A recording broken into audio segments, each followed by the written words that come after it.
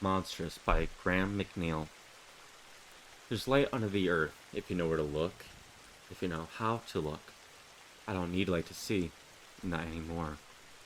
My eyes only ever saw in degrees of darkness, but the sight I now have shows me much more than I ever knew was possible.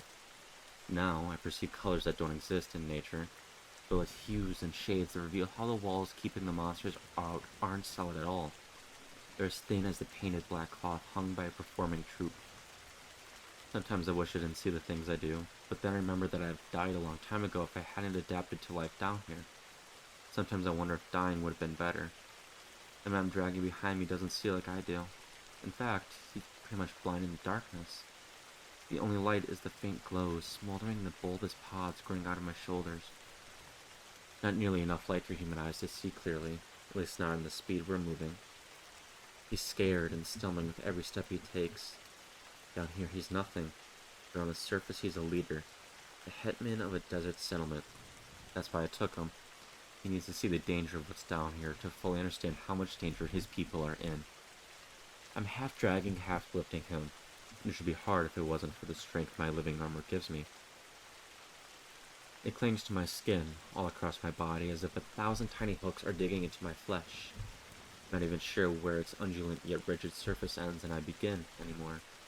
It used to be painful, and I used to hate the rasping, cat's tongue feel of it enfolding me. But now I don't mind it at all, because it means I'm never truly alone. I used to think I could hear it whispering in my head as it grew and spread across my body, but I think that was just my own voice trying to keep me from going mad from pain and loneliness. At least, I hope that's what it was. The rock beneath me is smooth and glassy, made so not by the flow of molten rock, but by the passage of the things that live deep in the earth as they ooze up from below like worms through a rotten honey fruit. The people on the surface name this underworld by what it does, by what it is. Void. I've been down here long enough to know that name doesn't even begin to capture the true threat and horror of what lurks in the darkness below, of what the void really is. The monsters that reach the surface to hunt and kill are just the vanguard of what lives beyond, and they aren't like anything the people above can understand. If they really knew the truth, they'd never come within 1,000 miles of where Ikathia once stood. The mortals are so very good at forgetting. The passing of years lessens the horrors of the past. What was learned in blood and suffering now lingers mostly in travelers' scary stories told around a fire, or in folk traditions. Hang some pearls of the moon over your hearth to say a prayer to Nasus to watch over your home. Leave some goats out to appease the beast's monstrous hunger. But the creatures of the void aren't like ordinary predators.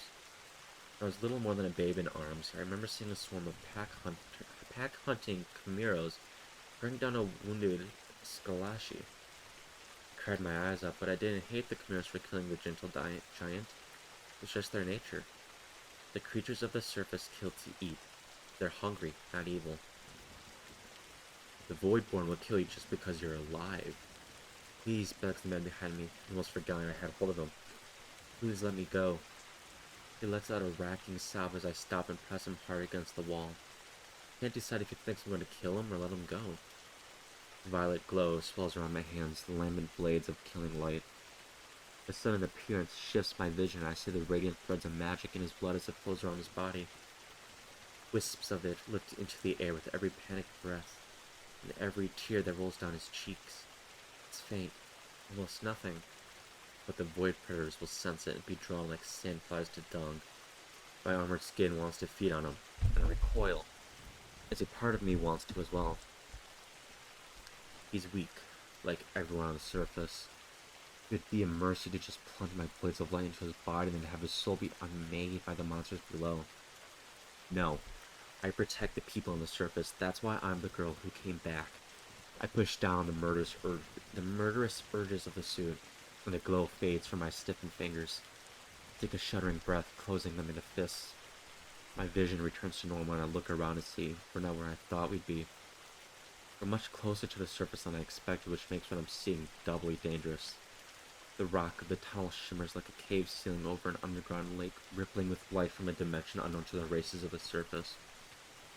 We're at the edge of a depthless abyss where the boundaries of two realms ebb and flow like the sand seas at Zoantha.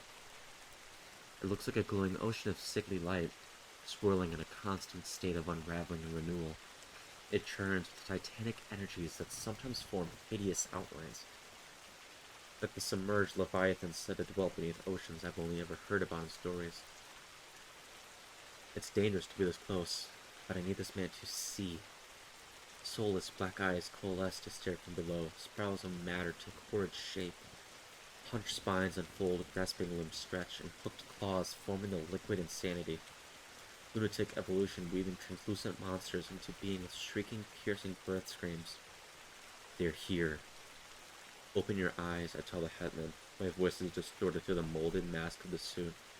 A wet animal snarl that sounds like no mortal tongue. He shakes his head. He can't understand me. The words sound like I'm choking on blood. With the thought, the chitinous plates of my helm peel back, sliding over one another, as they unfold like the carapace of an insect retracting its wings. Open your eyes, I say again. And this time he understands. He lets out a cry of fear as he sees my human face. What do I look like now?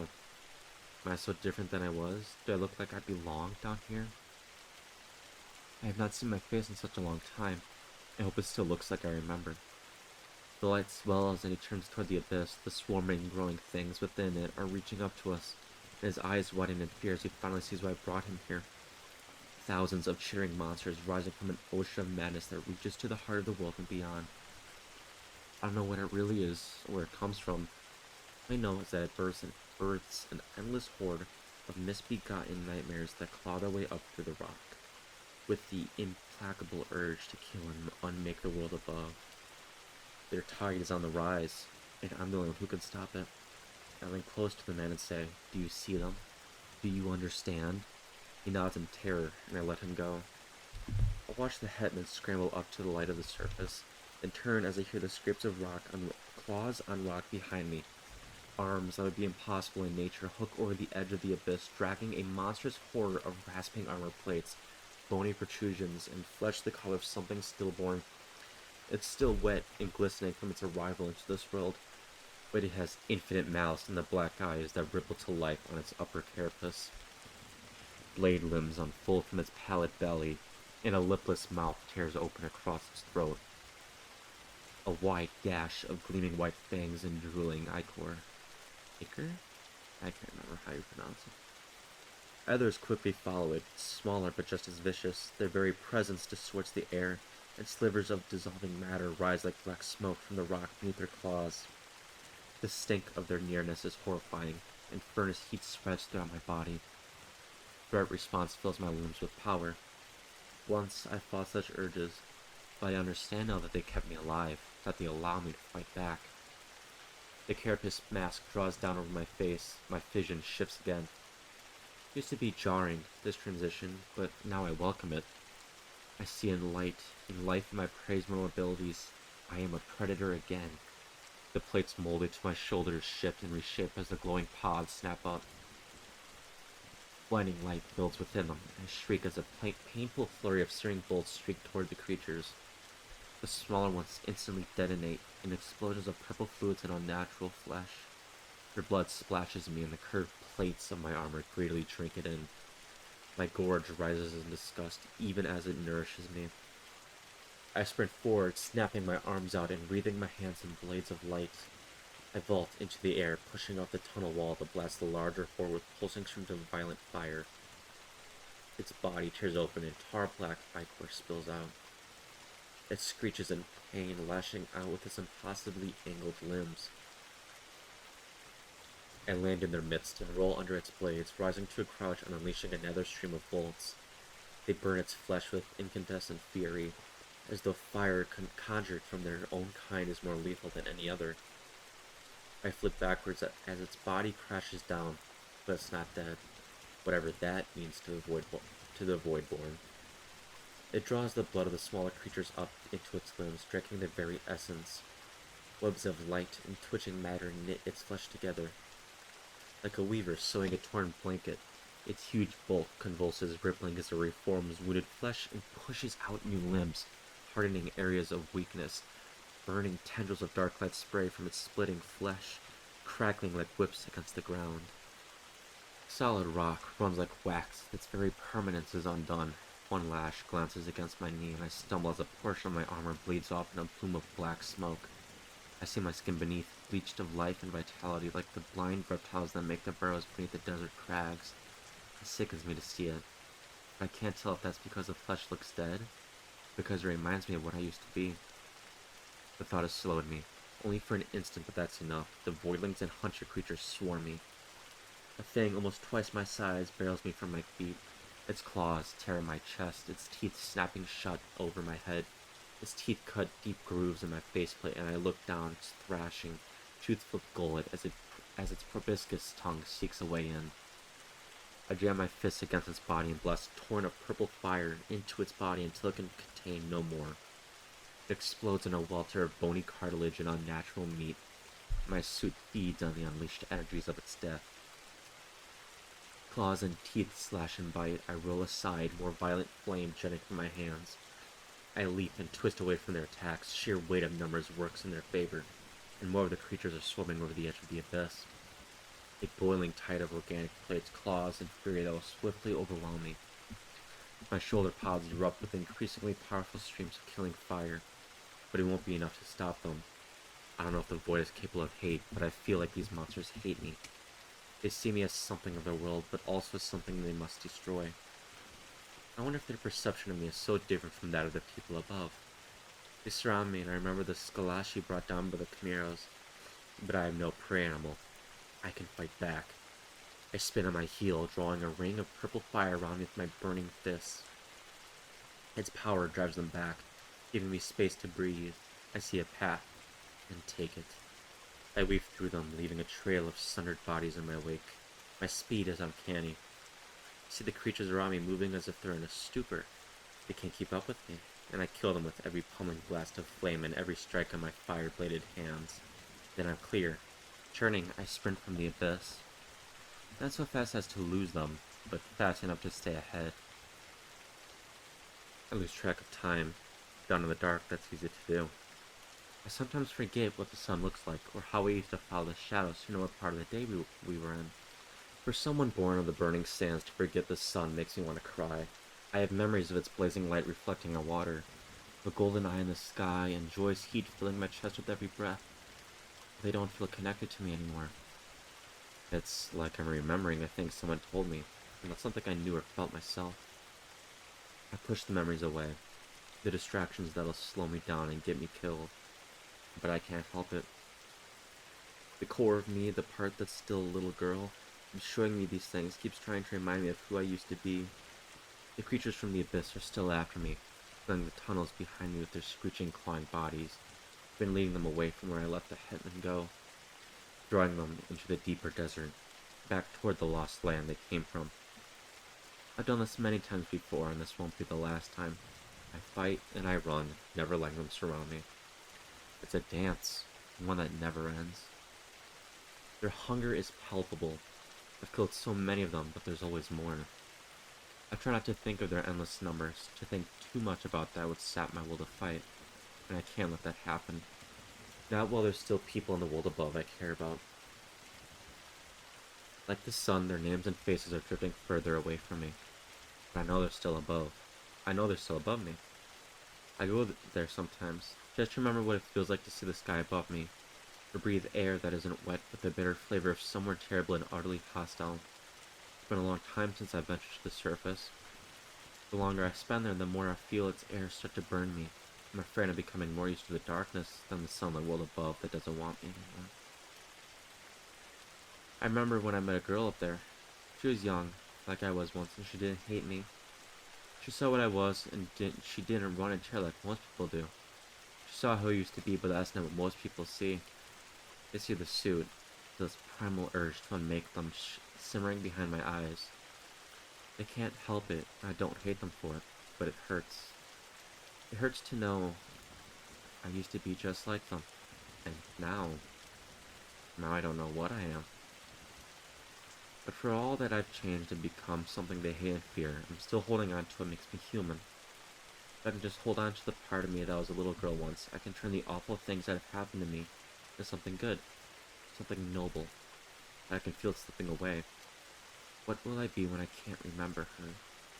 I think they're not referencing Talia. I think they are referencing, I think it was another story that I read, where it's basically her interacting with a little girl, and I think at the end of it, all of the people from her camp, town, or village, or wherever she was from, were holding pitchforks and torches and going after Kaisa.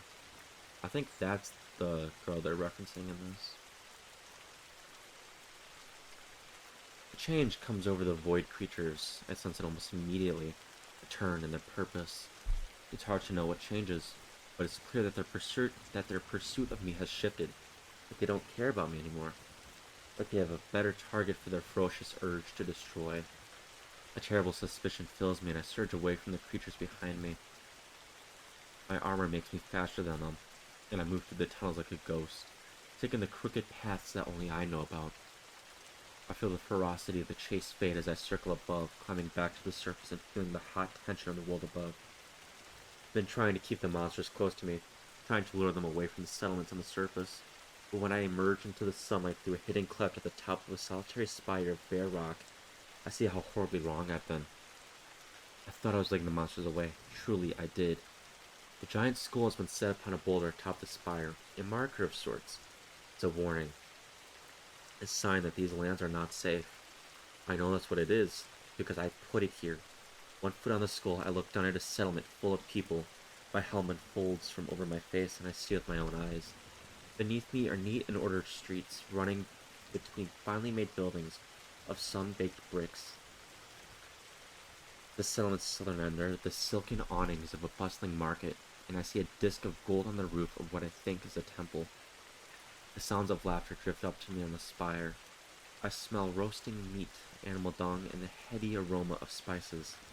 They are the smells of life, the everyday texture of the world above. For a second, I'm transported back to my half-forgotten youth, and the corners of my mouth curl in what might be a smile. Then I remember what lurks beneath the sands, and the half-formed smile falls from my face.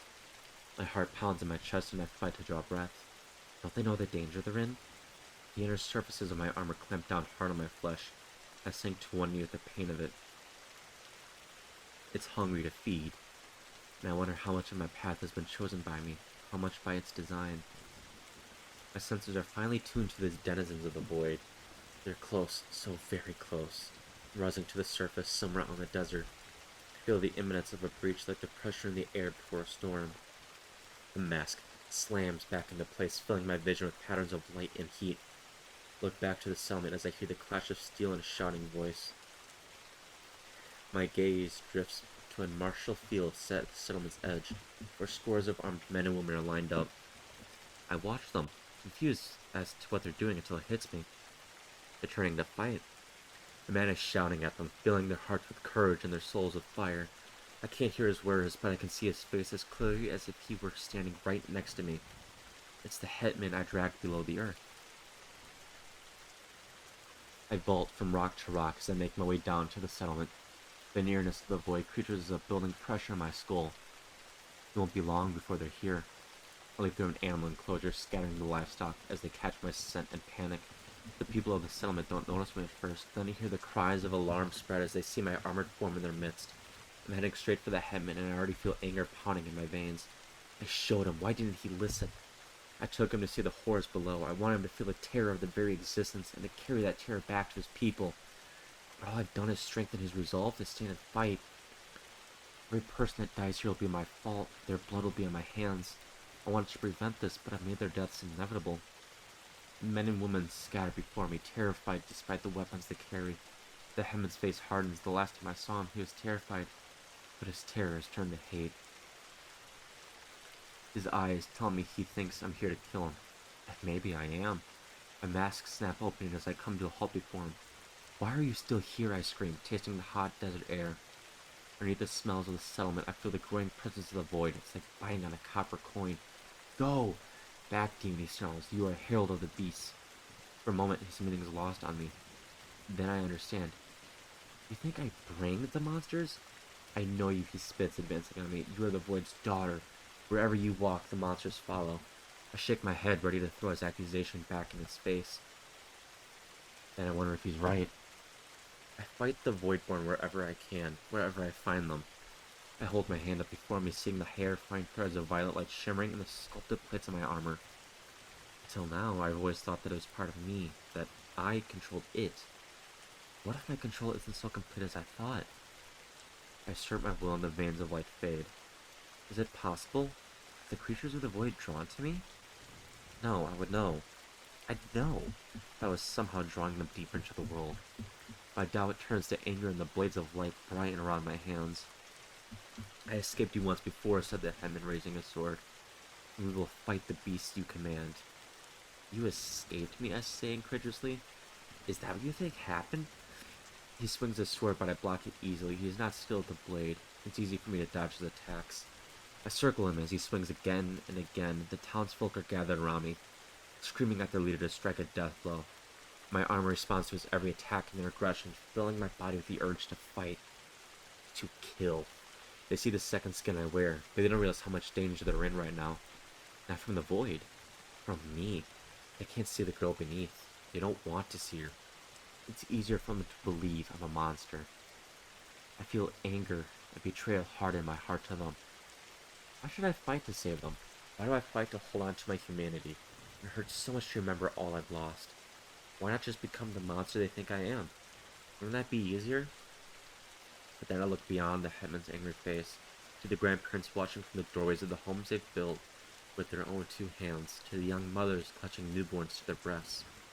Beyond even them, to the thousand daily displays of love and the small acts of kindness that go unnoticed every day in the world. That's why I fight the monsters. I stand for the people who cannot stand, because there's no one who fights quite like me.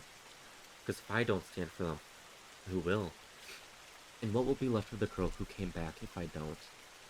But every war requires sacrifice. I've made so many already. Now I know I need to make yet another. This time, it won't be me that pays the blood price, but I'll carry it all the same. I turn a full circle. Everyone is looking to the headman. He's their strength. The only reason they're still here. He's filled their hearts with courage and the will to fight an enemy that can't be fought, can't be bargained with, which only gets stronger with every life it consumes. There's only one way to end this without everybody dying. I block yet another clumsy swing, and as his sword goes wide, I spin inside his guard to hammer my light-bladed fist against his chest. Searing energy pours into him, filling his body with light. His every vein, nerve ending, and bone burns with searing brilliance for an instant before his body explodes. It's awful, but I can't stop now. I feel the nearness of the void as a terrible twisting pain in my gut. The texture of the air abruptly changes, and I know the void has climbed to the world above. It's on the surface. It's coming here now. I turn away from the molten, disintegrating ruin of the headman as his body falls to the sand, barely recognizable as something that was once human. People scatter in terror as my shoulder pods slide up and fill with killing light. I feel the fiery pressure build within me, aching for release. I unleash a salvo of spiraling light, blasting a desert-grained store to blazing rubble. Burning seas and baskets spill from the ruins. I obliterate the market with more flashing bolts, and the silk awnings rise up like the burning sails of a sand clipper as they catch light. Purple wildfire streaks through the settlement and explodes with devastating force. People run screaming as I destroy their homes. They think I'm trying to kill them. I'm doing this because I've become something monstrous. That's just not true. I only destroy buildings my home's vision shows me are empty. Demolish unmanned walls and barricades, anything that might give them hope they have a chance against the void. I'm not trying to kill them. I just want them to run. Night has fallen as I watch from the spire of rock above the burning settlement. One foot braced on the skull as I left as a warning marker. The horde of Voidborn climbs toward me in a rush of snapping fangs, misshapen limbs, and inhuman forms. It sounds like a swarm of voracious insects devouring a harvest crop. There's too many to count. Almost no way to tell where one beast ends and the next begins. It's just a mass of teeth and claws, unbridled destruction given form. They sense my presence here, and I make no attempt to run. Because if they're coming for me, they're not going after the people of the settlement. The horizon burns with a sick light that doesn't belong in this world. and forking traceries of vivid purple lightning flash up from the sundered ground deep in the desert. The settlement's inhabitants have long since fled, leaving their animals behind colorful wagons bearing what possessions they couldn't bear to leave behind. They're already many miles west, moving in a long column like the dormant riders of old. They'll follow the sand roads to the new flowing waters, moving on until they can begin again. And that's the point. To begin again, they need to be alive. I remember their faces as they looked back at their lost homes. They pointed to me high up on the spire and cursed me. The memory of their faces still pains me, so full of fear and hatred. They carry that hate with them, telling stories of the forsaken girl who isn't a girl anymore. They'll tell how she killed their heroic leader before destroying their homes. The tale will grow in the telling, as Shreeman tales are wont to do, until I'll be known as a heartless murderer, a killer of women and children. The carapace slides back across my face as the first of the monsters scramble onto the ledge. Violet fire sheathes my hands. I feel the familiar rush of excitement as my body fills with heat. If this is what I need to be to keep my people alive, then so be it. That's a burden I'm willing to bear. I'll be their monster.